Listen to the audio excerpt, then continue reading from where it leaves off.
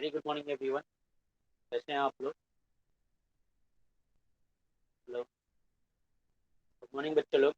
कैसे हैं आप लोग?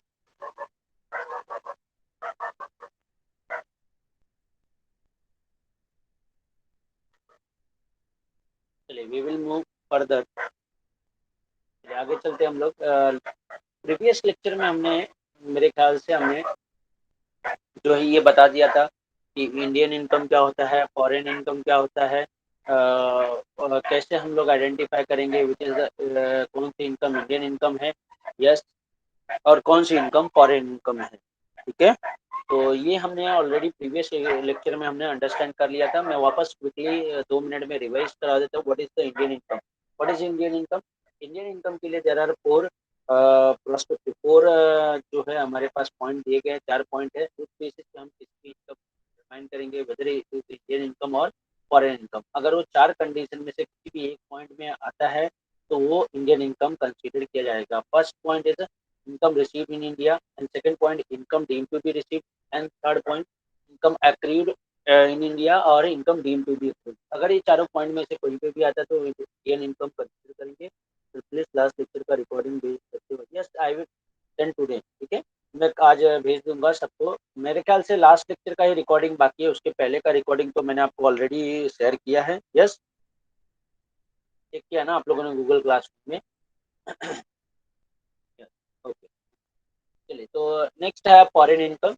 फॉरेन इनकम में सर इसका भेज, यस यस, भेज दूंगा। Yes, definitely I will share with you. ठीक है, चलिए, foreign income, income which is neither receive, मतलब इनकम आउटसाइड इंडिया अर्न हुआ एज वेल एज रिसीव हुआ, दोनों ही चीजें आउटसाइड इंडिया हुई तो उसे हम फॉरेन इनकम बोलते हैं।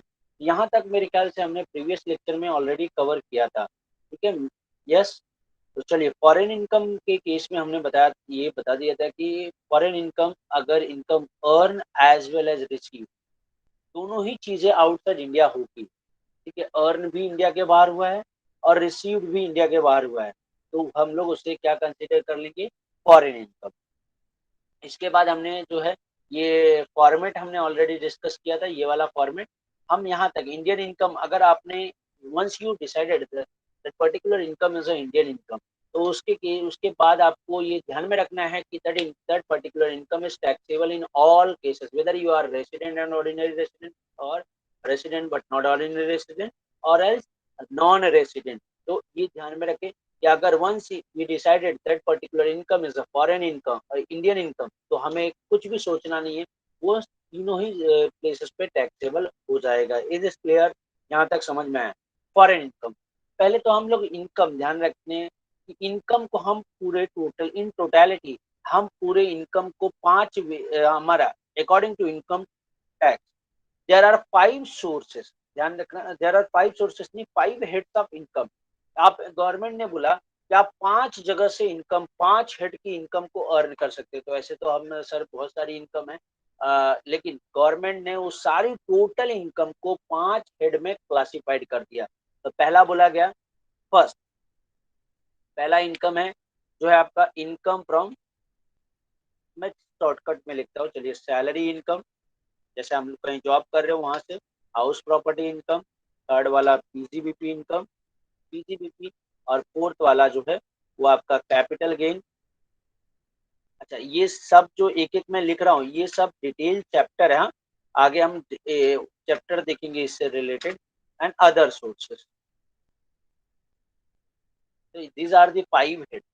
तो यहाँ पे इस चैप्टर के लिए हमें ये ध्यान में रखना है, हम ये चारों को यहाँ पे 2 कैटेगरी में हम इस इनकम को क्लासिफाइड करेंगे। फॉरेन इनकम को 2 पार्ट में डिवाइड करेंगे। ध्यान रखना, इंडियन इनकम हुआ तो आपको डिवाइड करने का कोई भी जरूरत नहीं है। अगर फॉरेन इनकम है तो ही ये डिवीजन वाला पार्ट आप करोगे। इंडियन इनकम के केस में आप डिवीजन वाला पार्ट नहीं करोगे, ये चीजें आप ध्यान में रखो। ठीक है, तो फॉरेन इनकम हुआ, हम क्या करेंगे, पहला देखेंगे वो क्या पीसीबीपी है, ठीक है, या other than PGBP, other than other than PGBP, और पीजीबीपी, पबजी नहीं, हाँ, PGBP, profit and gain from business and profession. तो मतलब अब हमें ये यहाँ पे ले लिया मैंने, और इसको ये यहाँ पे, ये बाकी क्या चीज हो, ये बाकी को क्लब करके जो आएगा उसे हम बोलेंगे अदर इनकम। ये बाकी को मिला के जो बन रहा है उसको हम बोलेंगे अदर इनकम।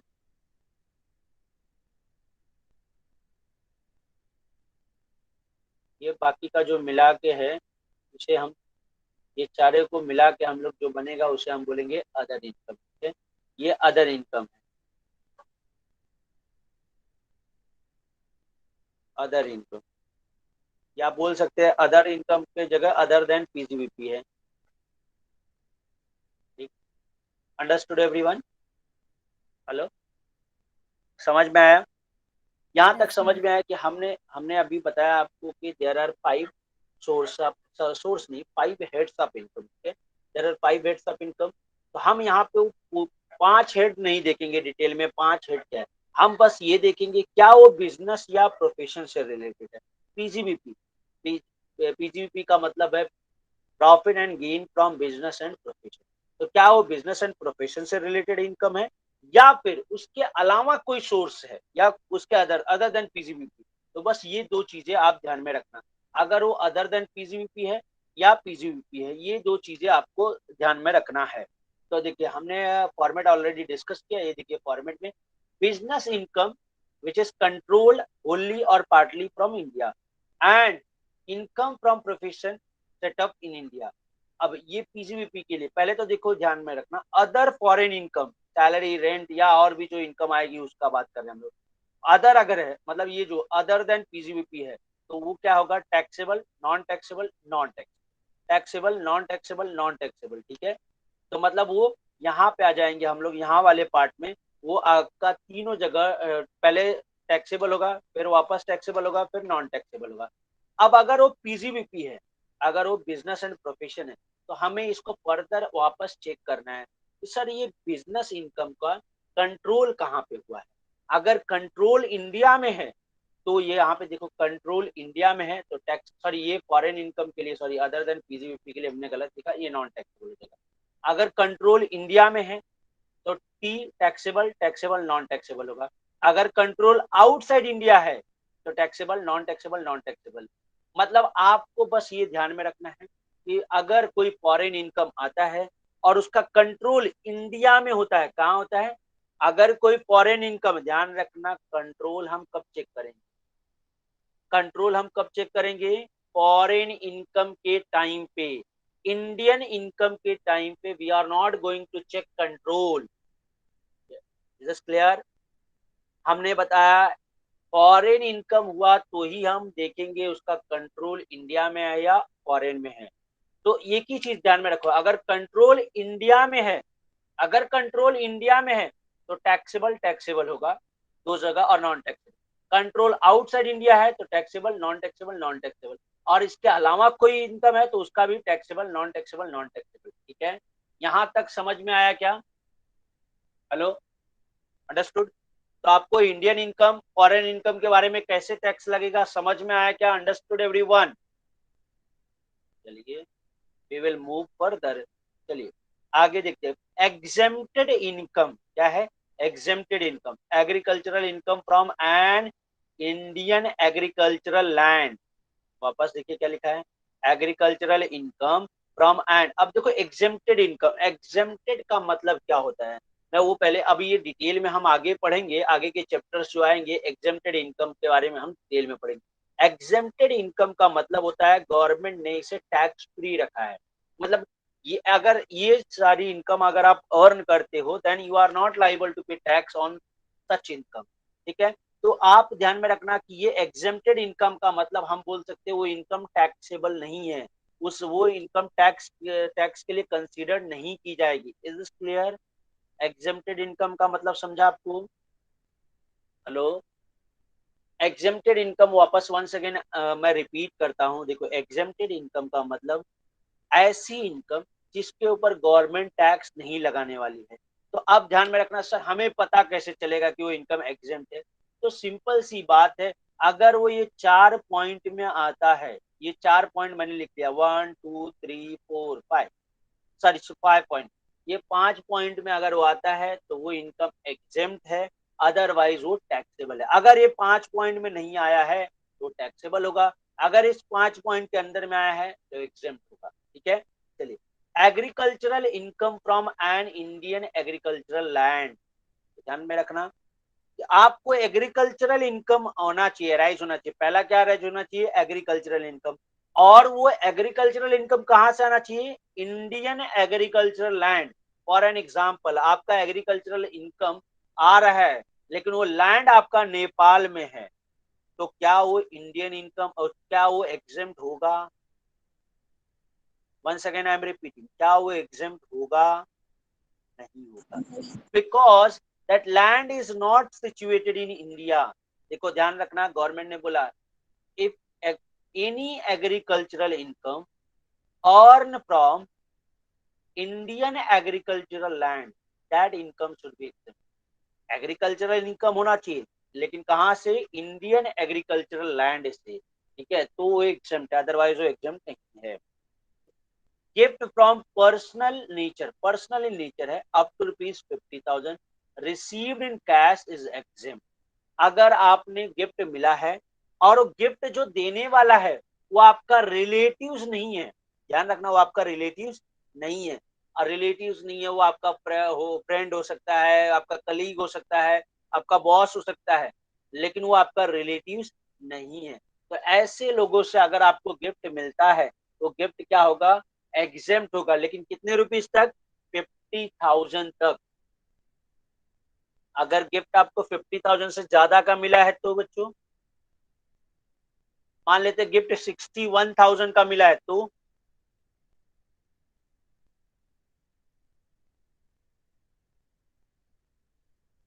गिफ्ट अगर 61,000 का मिला है तो क्या करोगे? तो एग्जेम्प्ट होगा। Yes sir. कितना एग्जेम्प्ट होगा? अभी आपको ऐसा लग रहा होगा कि सर 61 का मिला तो 50,000 तो हम माफ कर देंगे, एग्जेम्प्ट हो जाएगा, बचा 11,000 जो है वो टैक्सेबल हो जाएगा। Is this clear? ऐसे ही होगा। Hello, hello everyone.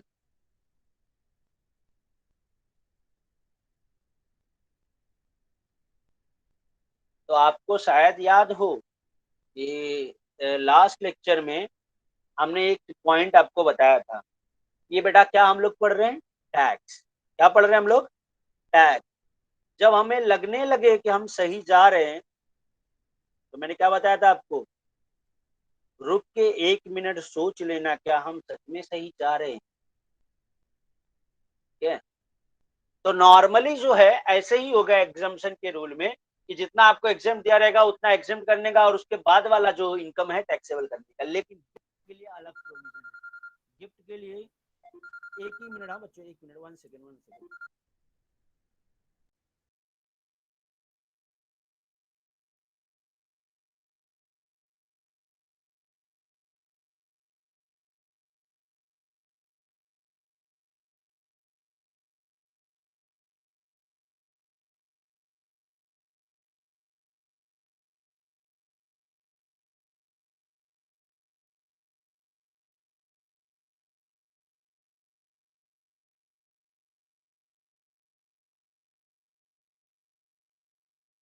हेलो, तो चलिए, तो हमें गिफ्ट के केस में ध्यान में रखना है। Very good, roll number 642, very good.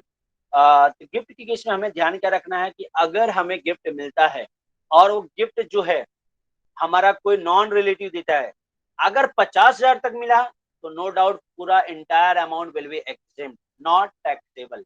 लेकिन gift, if gift amount receive exceed ₹50,000, then entire amount of gift will be taxable।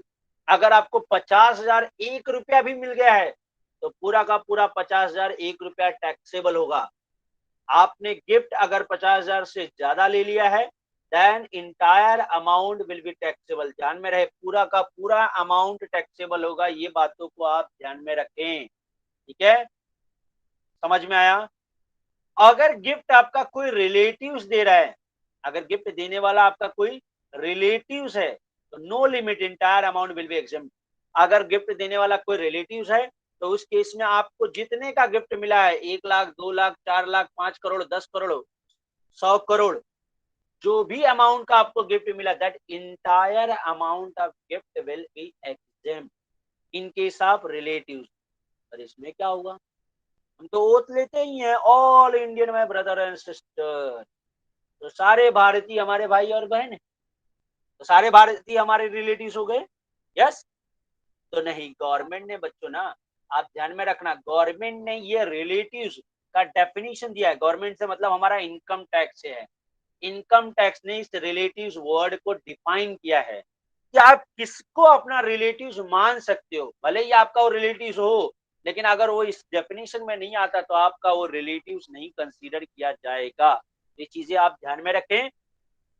तो ये रिलेटिव्स आप कब कंसीडर करोगे, जब आपका वो इस डेफिनेशन। तो अभी हम डेफिनेशन नहीं पढ़ेंगे, क्योंकि ये गिफ्ट वाला प्रोविजन फिर से हम डिटेल में पूरा पढ़ेंगे।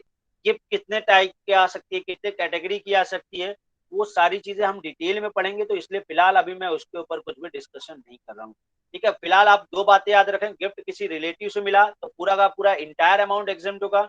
अगर रिलेटिव से नहीं, कोई फ्रेंड वगैरह आउटसाइडर दे रहा है, तो अदर देन कोई रिलेटिव दे रहा है, तो उस केस में 50,000 तक एग्जेम्प्ट होगा। 50,000 के ऊपर मिला तो entire amount will be taxable. ठीक है। डिविडेंड फ्रॉम इंडियन कंपनी, अगर डिविडेंड मिला हमें इंडियन कंपनी से, तो इंडियन कंपनी से डिविडेंड मिला तो क्या है, नॉन टैक्सेबल। चलिए, dividend from foreign company, dividend from foreign company, taxable. Dividend from, very good, very good, taxable होगा। क्यों टैक्सेबल होगा, क्योंकि देखो, हम जब इंडियन कंपनी हमारा यहाँ पे इंडिया में डिविडेंड डिक्लेयर करती है, तो जब डिक्लेयर करती है तो उसी टाइम पे dividend pay out tax government को पे कर देती, या डिविडेंड डिस्ट्रीब्यूशन टैक्स होता है, वो इंडियन गवर्नमेंट को पे कर देती। इसलिए जब इंडियन कंपनी से डिविडेंड मिलता है तो एग्जेम्प्ट होता है या नॉन टैक्सेबल होता है। लेकिन एट द सेम टाइम अगर आपको फॉरेन कंपनी से डिविडेंड मिला है तो टैक्सेबल होगा। ठीक है। चलिए, अब मुझे, आप, मैं कुछ यहाँ पॉइंट लिख रहा हूँ, आप लोग बताएंगे कि क्या है, टैक्सेबल है या नहीं है, या टैक्सेबल या नॉन टैक्सेबल, बस इतना ही बताना है। Dividend from Indian company, taxable. Dividend, एक मिनट अभी मैं लिख लेता हूँ, उसके बाद आप बताएंगे। डिविडेंड फ्रॉम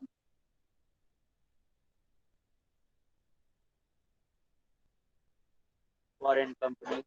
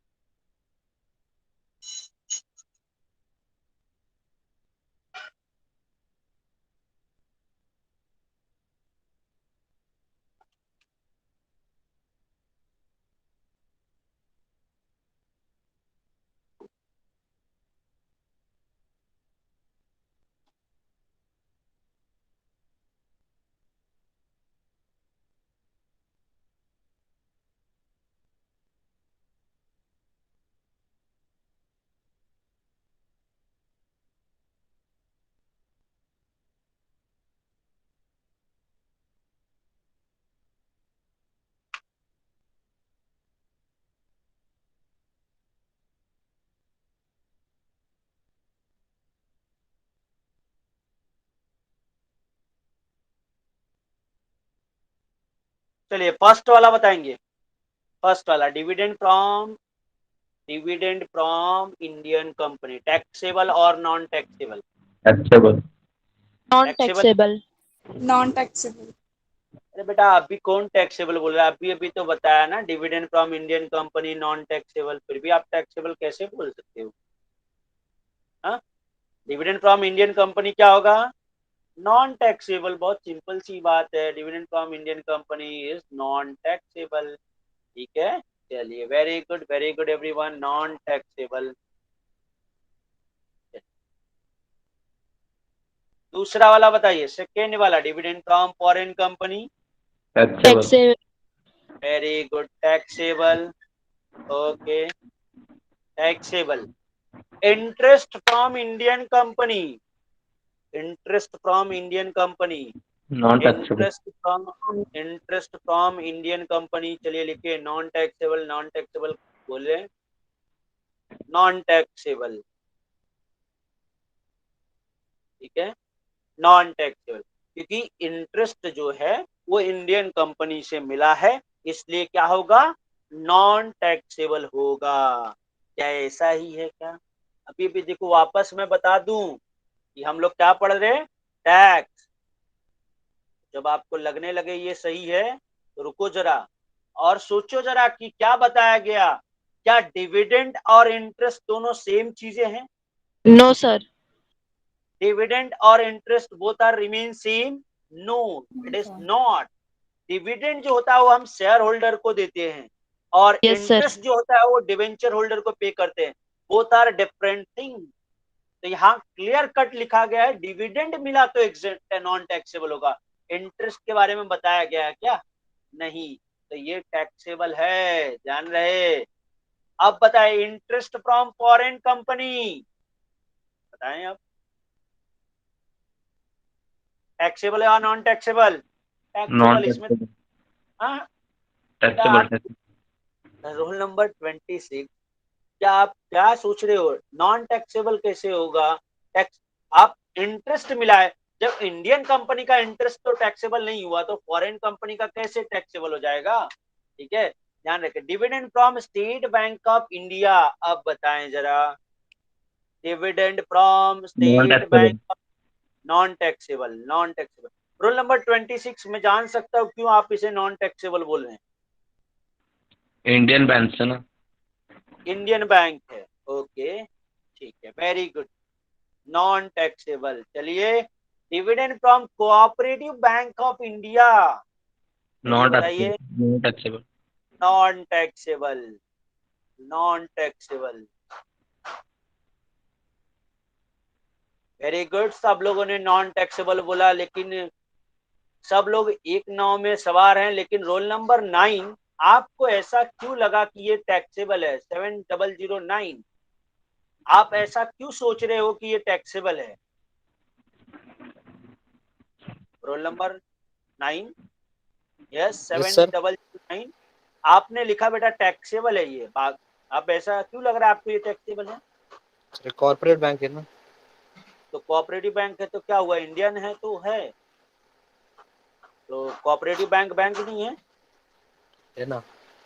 तो फिर क्यों लगा आपको, क्या क्या रीजन आपको लगा कि ये नॉन टैक्सेबल होगा? Because sir SBI government bank है और ये यहाँ तो हमने बेटा गवर्नमेंट और प्राइवेट की बात नहीं किया, जस्ट इंडियन और फॉरेन की बात की, सर, ठीक है? हाँ, यस, रोल नंबर 38। सर इसमें फॉरेन बैंक भी इन्वॉल्व रहेंगे ना, इसलिए उसे लगा ऐसा कि नहीं, शायद नहीं, टैक्सेबल। कोऑपरेटिव बैंक का मतलब, और क्लियर वहां पे मिल लिखा गया है, cooperative, dividend from cooperative bank of India, तो इंडियन बैंक ही है, इंडियन कोऑपरेटिव बैंक है, ठीक है। लेट मी थोड़ा सा और इजी करना चाहे तो एनकेजीएसपी ले लो, ठीक है, एनकेजीएसपी कोऑपरेटिव बैंक ले लो, या टीजीएसपी कोऑपरेटिव बैंक ले लो, ठीक है, ये सब इंडिया का ही है। तो ये रीजन देखो, वेरी गुड रोल नंबर 9, हालांकि आपने बोला सही है, लेकिन आपको रीजन नहीं पता था, तो वंस अगेन मैं बोल रहा हूँ, बराबर सोचे, हर एक पॉइंट को क्लियरली नोटिस करे। को अब यहाँ पे क्या बोला गया था, dividend from Indian company, company से डिविडेंड मिलेगा तो एग्जेम्प्ट है, नॉन टैक्सेबल है। कोऑपरेटिव सोसाइटी क्या कंपनी होता है क्या?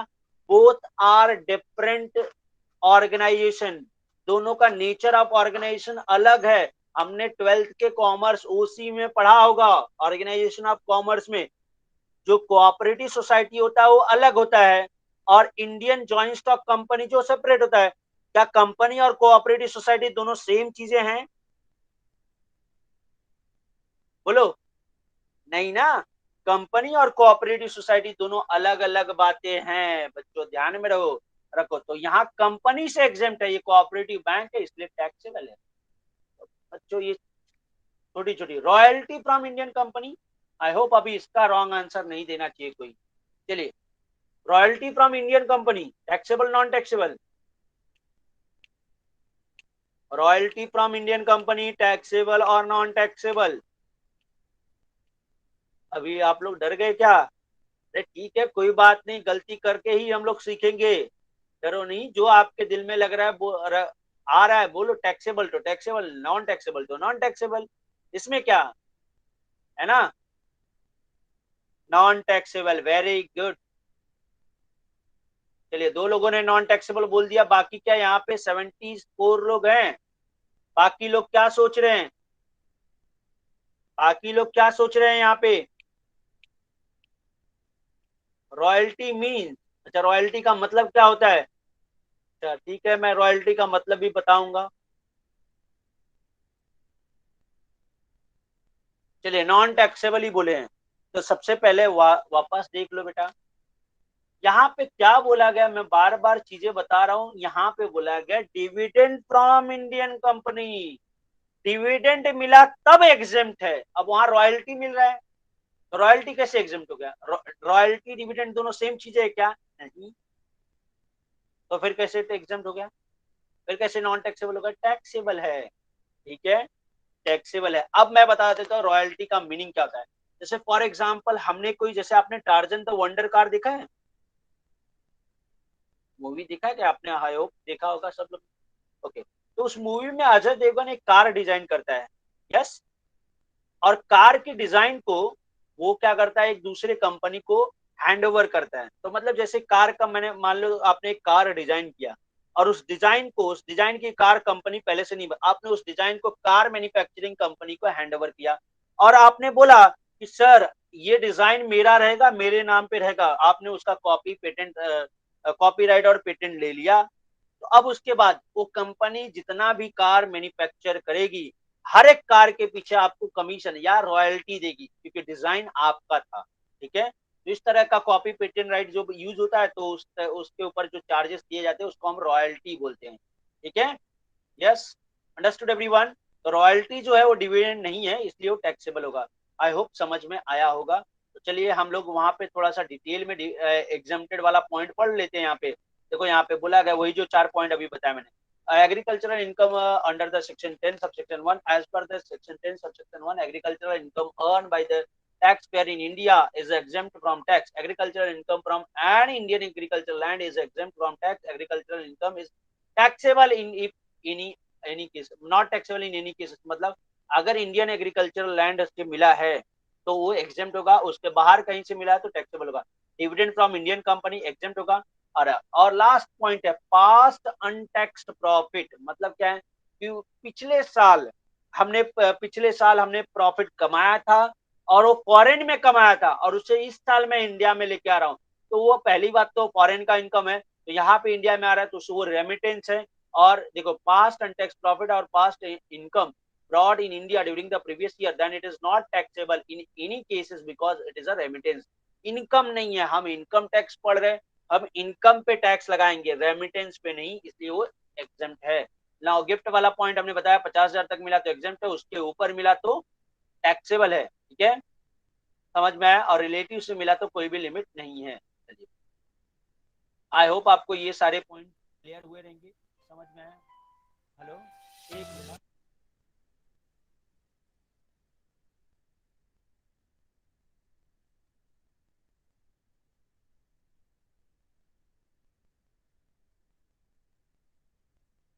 अब आपको सबसे पहले अब ये चार्ट याद रखना है। चार्ट बहुत इंपॉर्टेंट। चार्ट देखिए, आपको दिख रहा होगा आपकी स्क्रीन पे। सबसे पहले कोई भी ट्रांजेक्शन आपने रीड किया, तो पहले तो आपको ये पता करना है वो पर्टिकुलर ट्रांजेक्शन एग्जेम्प्ट है या टैक्सेबल। एग्जेम्प्ट है या टैक्सेबल। तो सर हमें कैसे पता चलेगा, कुछ बताओ तो सही। सर एग्जेम्प्ट है तो हमें कैसे पता चलेगा? तो बेटा मैंने बता दिया आपको ऑलरेडी, जरा देखो, अगर वो इस 5 पॉइंट में आता होगा तो एग्जेम्प्ट है, अगर इस 5 पॉइंट में नहीं आता होगा तो टैक्सेबल है। As simple as. Understood everyone? समझ में आया क्या? अगर इस 5 पॉइंट में आएगा, किसी इस 5 पॉइंट में से किसी एक जगह, तो एग्जेम्प्ट, नहीं तो टैक्सेबल। ठीक है सर, एग्जेम्प्ट है तो तीनों जगह नॉन टैक्सेबल होगा। तीनों जगह देख सकते हो, जो भी एग्जेम्प्टेड इनकम है हमने सब जगह क्या लिखा है, नॉन टैक्स। आगे अगर वो टैक्सेबल है तो आपको पता करना है whether it is Indian income और फॉरेन इनकम। अब सर बताओ ना इंडियन इनकम कैसे पता चलेगा? तो बेटा हमने बता दिया वो 4 point, income received in India, income deemed to be received, income deemed to be earn, income received earn in India. अगर ये चारों में से कहीं कोई एक है तो इंडियन इनकम है। Once you decided that particular income is Indian income, then it is taxable in all cases. Now अगर आपने बताया नहीं सर ये तो फॉरेन है, तो आपको पता करना है फॉरेन में ये अदर देन पीजीबीपी है या पीजीबीपी है। अच्छा अगर आपने पता कर लिया कि ये पीजीबीपी है, तो अदर देन पीजीबीपी है मतलब बिजनेस इनकम नहीं है, तो TNN मतलब taxable, non taxable, non taxable. और अगर आपने पता कर लिया वो बिजनेस इनकम है, तो क्या बात है उसमें क्या सोचना, आपको अब पता करना होगा कि उसका कंट्रोल एंड मैनेजमेंट कहाँ पे है, कंट्रोल और मैनेजमेंट और सेटअप कहाँ पे है। अगर आपने पता किया वो इंडिया में है तो टैक्सेबल, टैक्सेबल, नॉन टैक्सेबल। अगर वो आपने बताया control and management outside India है तो taxable, non taxable, non taxable. अब जरा बात समझ, आपको क्वेश्चन सॉल्व करने के लिए ये पूरा पॉइंट अच्छी तरह से, ये चार्ट अगर जितना जल्दी आप याद रखोगे, आपको समझ जाओ 15 मार्क का क्वेश्चन आ गया। चलिए हम क्वेश्चन की तरफ बढ़ते हैं। ये सबसे इंपॉर्टेंट क्वेश्चन है। देखो हमने चार्ट भी यही साइड में ही रखा है आपको, ताकि आपको चार्ट से समझ में आए। थोड़ा सा हम मिनिमाइज कर देते हैं चार्ट।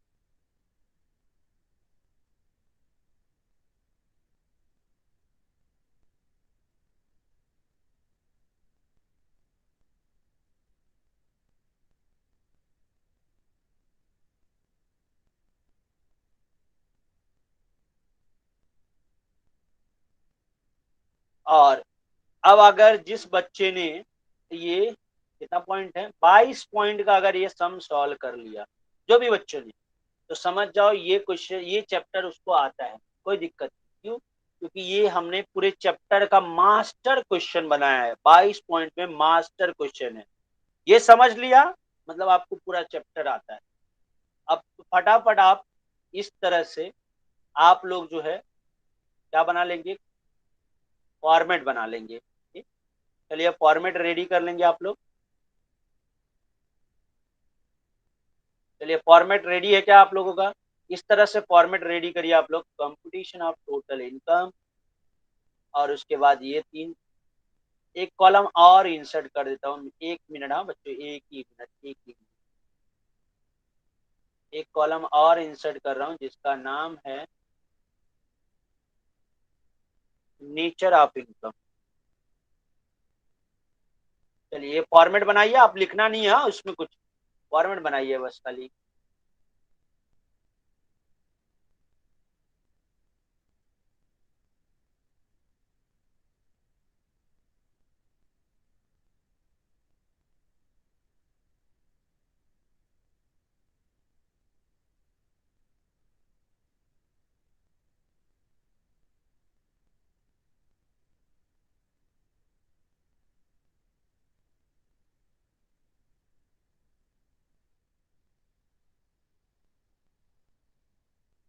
चलिए फॉर्मेट रेडी है आपका।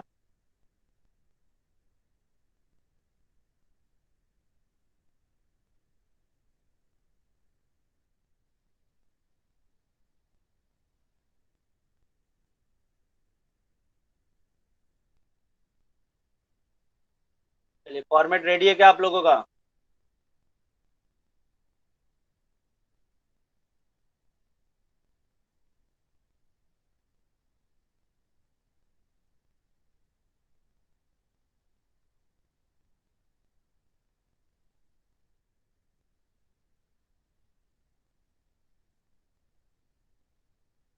Format ready. ये देखो इस तरह से 2 पेज का फॉर्मेट बनाओ बच्चों, 2 पेज का बनाओ फॉर्मेट, ये 2 पेज का, फटाफट।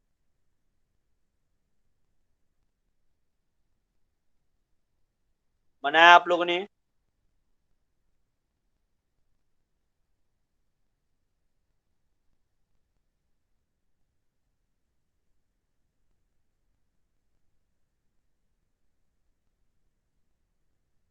फॉर्मेट बनाया क्या आप लोगों ने?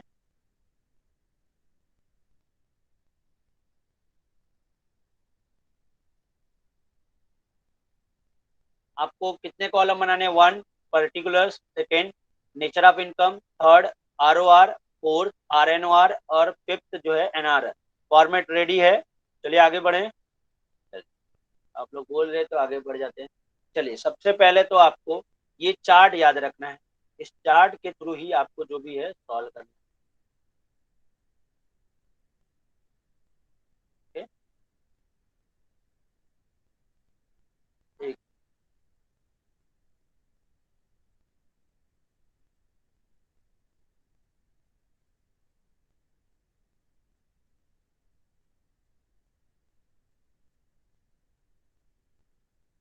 चलिए ओके, आई होप ये चार्ट दिख रहा होगा आपको। चलिए देखते हैं। थोड़ा फॉन्ट साइज कम है तो आप रोटेट करके मोबाइल लैंडस्केप में रखेंगे तो दिखेगा आपको। चलिए interest on UK development bond. चलिए सबसे पहले तो ये आप बताएंगे कि ये जो पहला इनकम है वो इंडियन इनकम है या फॉरेन इनकम? मुझे फटाफट बताइए, इंडियन है या फॉरेन है? इंडियन। इंडियन है या फॉरेन? इंडियन आप बोल रहे, जरा समझे। सबसे पहले तो डेवलपमेंट बॉन्ड कहाँ का है? यूके में है। पहले ये ब्रैकेट वाला पॉइंट को मत कंसीडर करें। चलिए ब्रैकेट वाला पॉइंट मैं निकाल ही देता हूँ, ब्रैकेट वाला पॉइंट को नहीं कंसीडर करना। अब बताएं, अब कौन सा इंडियन है या फॉरेन? अच्छा सबसे पहले तो इंडियन, फॉरेन भी नहीं, सॉरी, आपको सबसे पहले ये पता करना है ये टैक्सेबल है या एग्जेम्प्ट, टैक्सेबल है या नॉन टैक्सेबल? टैक्सेबल। सिंपल सी बात, टैक्सेबल है। Very good, roll number 9। क्योंकि ये टैक्सेबल इसलिए है क्योंकि ये आपका वो 5 पॉइंट में नहीं आता। क्लियर? अब टैक्सेबल है तो आपको ये देखना है इंडियन इनकम है या फॉरेन। तो सर हमने पता चल गया कि ये फॉरेन है, लेकिन इसमें दोनों चीजें है, फॉरेन भी है इंडियन भी है। कैसे? देखो जरा, कैसे ये फॉरेन भी है और इंडियन भी है। यहाँ interest received, interest on development bond, UK development bond 50% received in India. जो 50% रिसीव्ड इंडिया में हो गया है वो आपका क्या होगा? Indian income. बराबर है कि नहीं? अगर हमने बताया कि इनकम रिसीव्ड इन इंडिया, अगर इंडिया में रिसीव्ड हो गया तो इंडियन इनकम हुआ या नहीं हुआ? Yes sir. Indian income. तो अगर वो इंडियन इनकम है, देखो once you decided that income is Indian income, तो ट्रिपल टी मतलब तीनों जगह पे टैक्सेबल होगा। बाकी का 50% बताया नहीं कहाँ रिसीव हुआ, तो बाकी के 50% के बारे में नहीं बताया आपको, जस्ट 50% के बारे में इंफॉर्मेशन दिया है कि 50% रिसीव इन इंडिया है। बाकी का 50% के बारे में नहीं बताया कि कहाँ रिसीव हुआ, तो क्या मानोगे आप?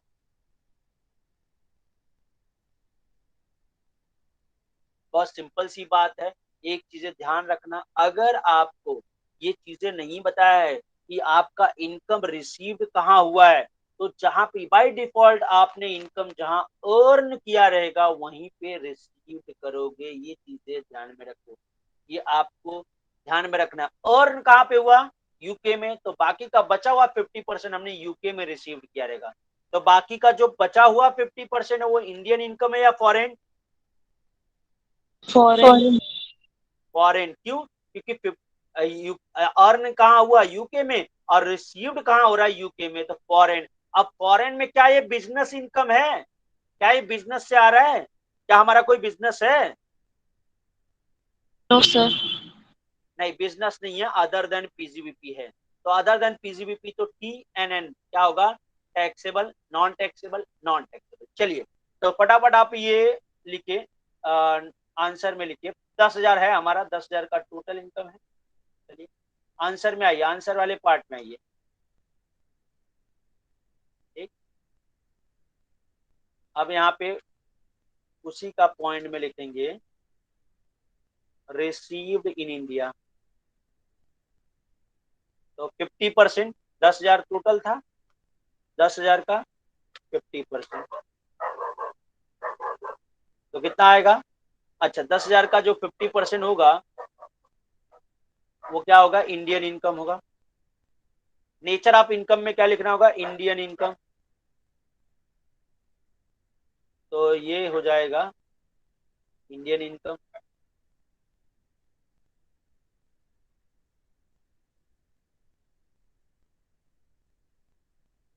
और इंडियन इनकम हो गया, तो यहाँ 5,000 तीनों जगह टैक्सेबल है, ट्रिपल टी होता है। और बाकी का बचा हुआ जो 5,000 है वो रिसीव आउटसाइड इंडिया।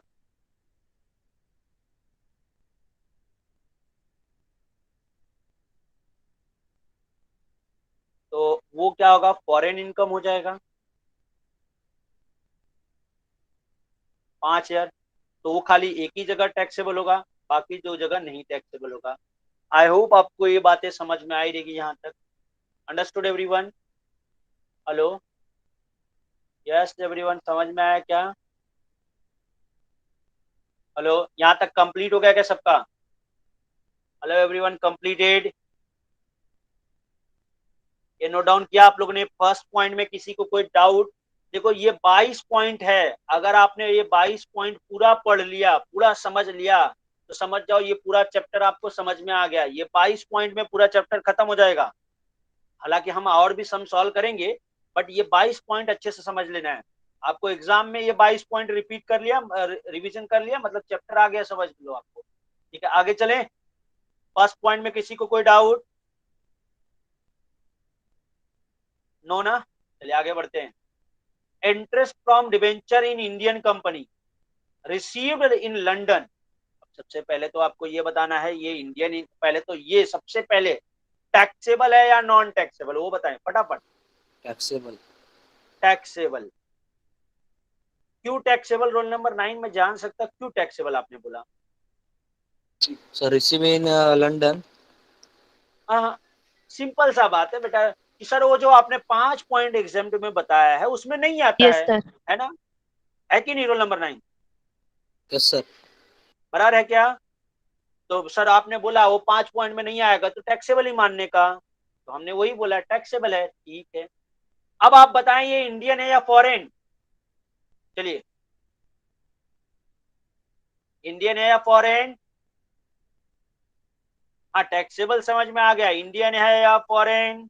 फटाफट इंडियन। बताएं आप लोग। इंडियन। अच्छा, रोल नंबर 9 719, आप 7109, आपको क्यों लगा ये इंडियन है बेटा? क्या रीजन? रीजन भी आपको पता होना चाहिए। देखो एक क्वेश्चन में अगर आप सब डिटेल, हाँ इंडिया का इनकम है ना। कैसे, क्या सोच के, क्या आपने कुछ तो नोटिस किया रहेगा ना, उस बेसिस पे आपने ये पता किया रहेगा कि ये इंडियन इनकम है। आपने आंसर करेक्ट दिया है, रोल नंबर 9 आपका आंसर करेक्ट है बेटा, नो डाउट। लेकिन डरो नहीं, आपने क्या सोच के ये इंडियन बोला वही बता दो आप। ठीक है, गलत होएगा तो भी सही, नहीं होगा तो नेक्स्ट टाइम आप समझ तो जाओगे ना। क्या हेलो बोला, सर। बोलो। हाँ सर बोलो, जो रोल नंबर 9। टोटल है वो इंडिया का है, पर वो फॉरेन में रिसीव हो रहा है, बट वो इंडिया का ही है ना। हाँ, वेरी गुड। तो हमने आपको 4 पॉइंट बताया था, याद रखें वो चारों point. Income earn in India है क्या? ये इंडिया में अर्न हो रहा है ना? देखो, income interest from debenture and Indian company. अब कंपनी इंडिया का है तो हमने अर्न कमाया कहाँ पे? इंडिया में ना। Hello, yes yes. सर। तो हमने आपको बताया था पिछले लेक्चर में कि आप इनकम अगर इंडिया में अर्न करते हो, जैसे मैंने एक हाउस प्रॉपर्टी का एग्जांपल दिया था कि प्रॉपर्टी हाउस इंडिया में है आप और रेंट आप स्विट्जरलैंड में ले रहे हो, तो उससे कुछ फर्क नहीं पड़ता। अगर आपने इंडिया में इनकम अर्न किया है तो इंडियन इनकम है, भले ही आप रिसीव्ड आउटसाइड इंडिया करो। ये रिसीव्ड इन लंदन, उससे कुछ फर्क नहीं पड़ेगा, वो इंडिया में है तो इंडियन इनकम हो जाएगा। और इंडियन इनकम है तो क्या होगा, ट्रिपल टी तीनों जगह टैक्सेबल होगा क्या बच्चों? यस और no? Hello, yes sir. Yes. तो ट्रिपल टी, चलिए इसको हम लोग लिखते हैं आंसर में। फटाफट आप लिखिए, चलिए बेटा आप लोग। 10,000 का है ये। पॉइंट नंबर 2 ट्रिपल टी आ जाएगा, ये इंडियन इनकम हो गया, और यहाँ पे आ जाएगा 10,000।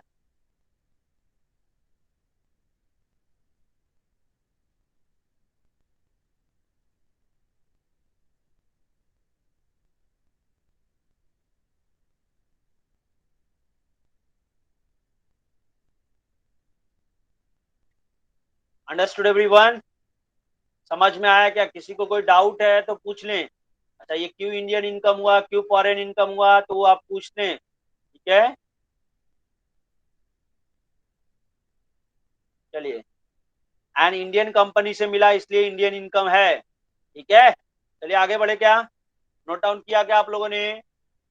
हेलो, देखो बच्चों, आपका अगर कंप्लीट साथ में आप लोग लिखते जाएंगे, मैं आपको टाइम दे रहा हूं और लिखते जाएंगे, लिखेंगे नोटबुक में तो ही समझ में आएगा। अब कोई सोच रहा होगा नहीं नहीं हम तो देख के भी समझ लेंगे, हाँ तो बेटा तुम देख के समझ लोगे तो जितना जल्दी समझ लोगे उतना जल्दी भूल भी जाओगे, ठीक है। तो जो चीजें जितनी देरी से आती है, जितनी मेहनत से आती है, उतना ज्यादा टाइम तक आपको रिटेन आपके साथ में रहती है। जितनी आसानी से आएगी उतनी आसानी से चली जाएगी, ठीक है। यही रूल है, ठीक है। तो आप हार्ड मेहनत करो, लिखो नोटबुक में आप अपने।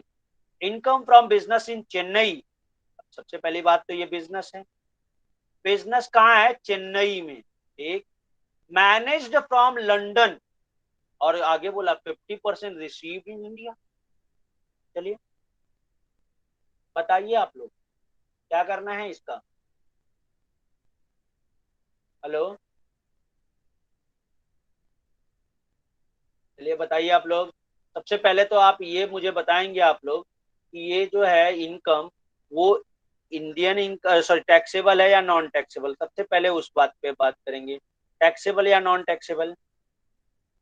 चलिए बोलिए, टैक्सेबल है या नॉन टैक्सेबल। हेलो,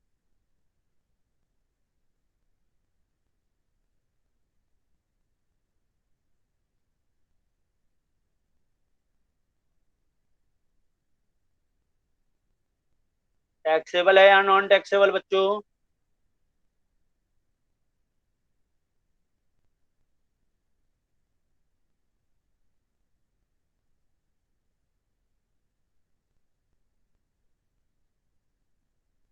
टैक्सेबल बोल रहे हैं आप लोग, वेरी गुड, टैक्सेबल है। तो चलिए, टैक्सेबल है। अब आप मुझे ये बताइए, ये इंडियन है या फॉरेन? चलिए बहुत केयरफुली रीड करो, रीडिंग बहुत केयरफुल होना चाहिए आपको। टैक्सेबल है, very good, thank you so much everyone, taxable है। लेकिन अब आपको ये बताना है इंडियन है या फॉरेन। इंडियन इनकम है या foreign income? Indian income, foreign income, Indian income, very good, it is a Indian income. अब रीजन समझना, रीजन समझना, रीजन बहुत इंपॉर्टेंट। देखो यहाँ पे क्या लिखा है, income from business in Chennai. Business कहाँ है? चेन्नई में। और चेन्नई कहाँ? इंडिया में, it is a part of India. Chennai जो है इंडिया में। तो आगे बोला मैनेज्ड फ्रॉम लंदन। तो हमने पहले ही बताया बेटा कि हम जो है इंडियन इनकम के टाइम पे देख रहे हैं क्या मैनेज कहाँ पे हुआ। हम कब देख रहे हैं मैनेज्ड, मैनेजमेंट मैनेज्ड कहाँ से हुआ? जब फॉरेन इनकम होगा तब हम देखेंगे कि मैनेज्ड कहां से हुआ। इंडियन इनकम के टाइम, ये देखो आपको कंफ्यूज करने के लिए स्टेटमेंट दिया रहेगा।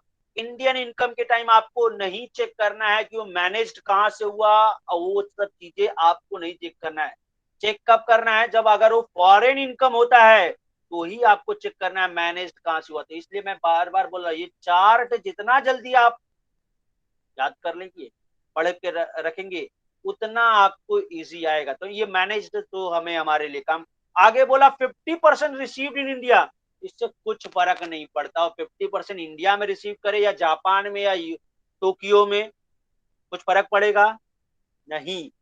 क्योंकि इंडिया में रिसीव करे, रिसीव्ड से हमें मतलब ही नहीं है। क्यों? क्योंकि हमने पहले ही एक क्लासिफाई कर लिया कि ये इंडियन इनकम है, क्योंकि बिजनेस कहाँ है? चेन्नई में। समझ में आया? Understood everyone? समझ में आया क्या आप लोगों को?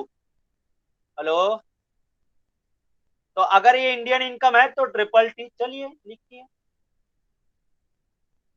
चलिए आ जाइए आप नीचे, यहाँ पे लिखिए पॉइंट नंबर 3, और ये इंडियन इनकम हो गया। अब इंडियन इनकम है और ये मैनेज्ड का बिजनेस इन चेन्नई है, इसलिए हमने इसको इंडियन इनकम बोला। और ये कितने का इनकम था टोटल, यहाँ पे देख लेते एक बार, पॉइंट नंबर 3, 20,000। चलिए, इंडियन इनकम है तो तीनों जगह टैक्सेबल हो जाएगा। नोट डाउन करिए आप लोग फटाफट।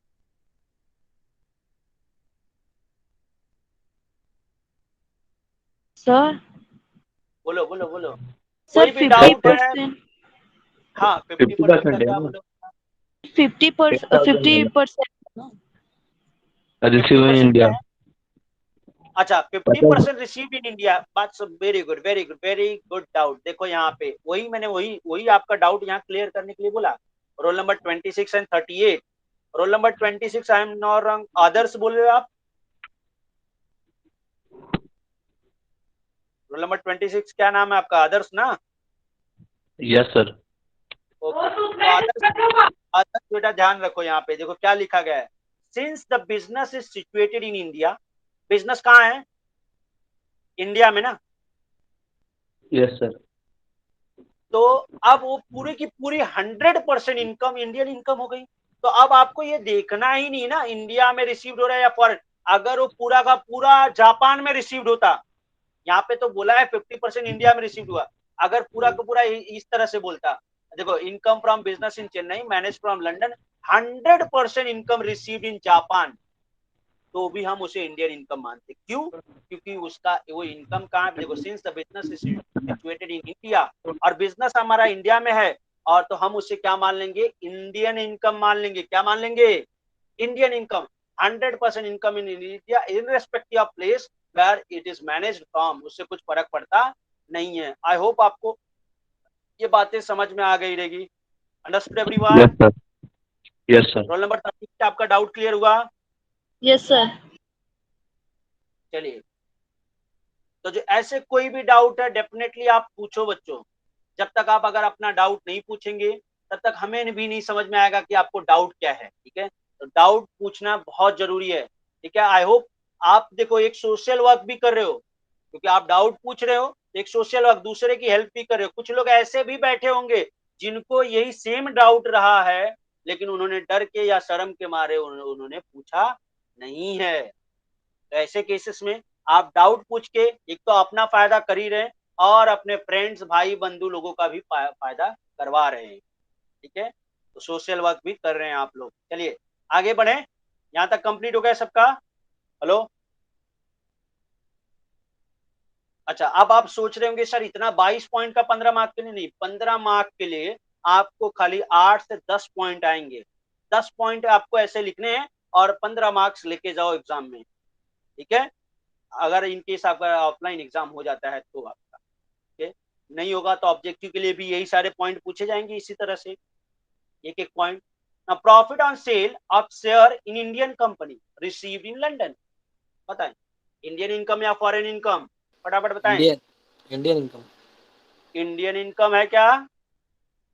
अच्छा पहले तो टैक्सेबल है और इंडियन है, किसी को ऐसा तो नहीं लग रहा है ये फॉरेन है, रिसीव्ड इन लंदन है? तो नहीं सर, अभी अभी आपने बताया हमें रिसीव लंदन में हो या जापान में उससे कुछ फर्क नहीं पड़ता। क्यों? क्योंकि वो कंपनी कहाँ पे थी? इंडिया में थी, और इंडियन कंपनी से प्रॉफिट, हमने इंडियन कंपनी के शेयर को बेच के हमने प्रॉफिट कमाया, तो इंडियन इनकम है और वो टैक्सेबल हो जाएगा तीनों जगह। तो कितना है? 20,000 रुपया। चलिए आगे बढ़ते हैं, पॉइंट नंबर 4 में लिखिए, हमने टैक्सेबल कर दिया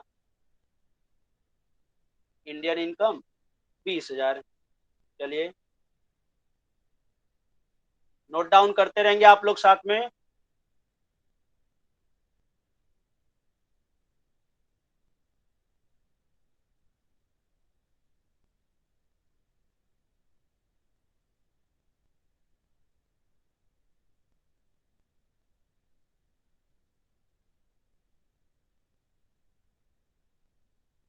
चलिए कंप्लीट हुआ क्या? Hello, yes. चलिए आगे बढ़े।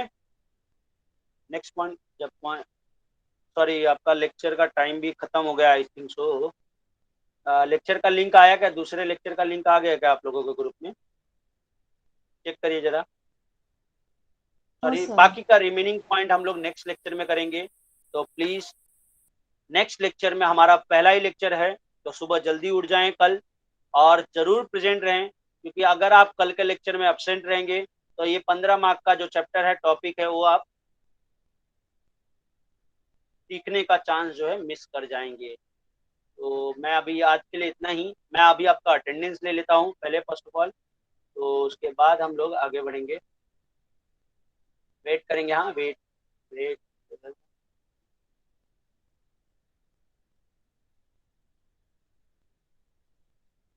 पहले मैं SY BBI का ले रहा हूँ। प्रीवियस ईयर के रोल नंबर पे के बेसिस पे आप लोग अपना अटेंडेंस देंगे, जो पिछले साल का रोल नंबर था उस बेसिस पे, ठीक है।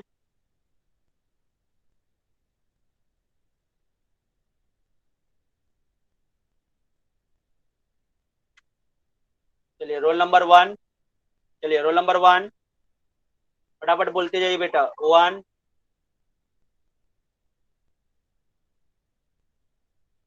1,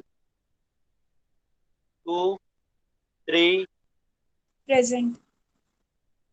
प्रेजेंट नहीं, आप चैट बॉक्स में बोलिए। हाँ, चैट बॉक्स में लिख के भेजिए, प्रेजेंट ऑप्शन नहीं बोलिए, चैट बॉक्स में आप प्रेजेंट लिखिए। 3 है, ओके। 4, 5, 6, 7, 8, 9, 10। रोल नंबर 16 आपका रोल नंबर आएगा तभी बोलो। 9, 10,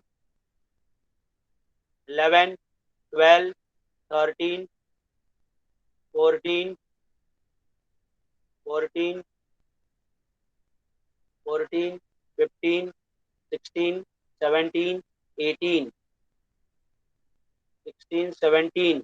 रोल नंबर बैफ का नहीं, BBI का अटेंडेंस चल रहा है बच्चों, BBI का।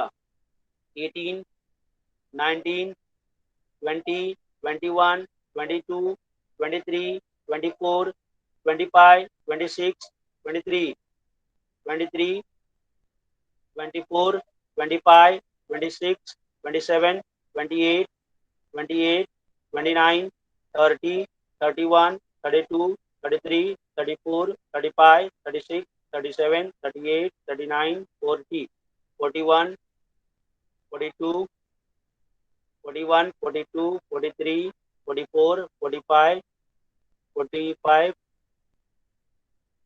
थैंक यू सो मच बच्चों। बैफ का भी अटेंडेंस इसके बाद देंगे आप लोग। 1 मिनट बैफ का रुक जाए बेटा। रोल नंबर 20, थोड़ा पेशेंस रखें आप।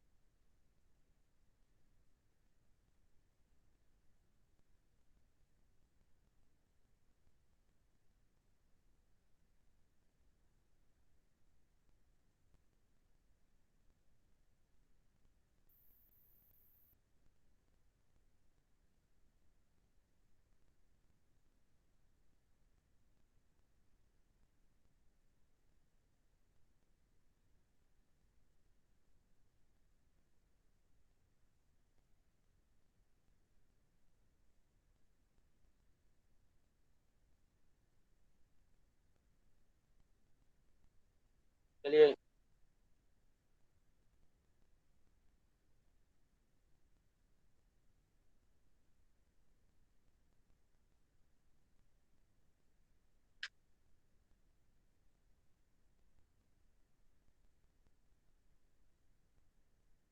चलिए roll number 1, roll number 1, 1, roll number 1, 2, 3, 4, 5, 6, 7, 7, 8, 9, 10, 11, 12, 13, 14, 15, 16, 17, 18, 19, 20, 21, 22, 23, 24, 25, 23, 24, 25, 26, 27, 28, 28, 29, 29, 30, 31, 32, 33, 34, 35, 36, 37, 38, 39, 36, 39, 40, 41, 42, 43, 43, 44, 45, 46, 47, 46, 47, 46, 47, 48, 49, 50, 51, 52, 53, 54, 55, 56, 57, 57, 57, 58, 59, 59, 60, 1, 2, 3, 4, 5, 6, 7, 8, 9, 10, 11, 11, 12, 12, 13, 14, 15, 15, 16, 17, 18, 19, 20, 20, 21, 22, 23, 24, 24, 25, 26, 26, 27, 26, 27, 28, 29, 30, 31, 32, 34, 32, 33, 34, 33, 34, 35, 36, 37, 38, 35, 36, 37, 38, 39, 40, 41, 42, 43, 40, 41, 42, 43. Thank you so much बच्चों. Bye bye everyone. Hello Have a sir, nice day. आपने 58 का प्रेजेंट ही नहीं डाला। क्या 58 रोल नंबर का आपने प्रेजेंट ही नहीं डाला। ये बोला था आपने? बोला हाँ, रहेगा तो बोला डाला था है। सर चैट बॉक्स में। ठीक, चलिए लीजिए, हो गया। और किसी का मिस हुआ क्या? थैंक यू सो मच बच्चों, बाय बाय, ख्याल रखें आप लोग अपना। Thank you so much.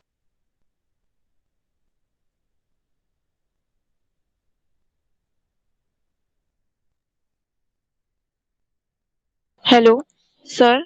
आप बोलो।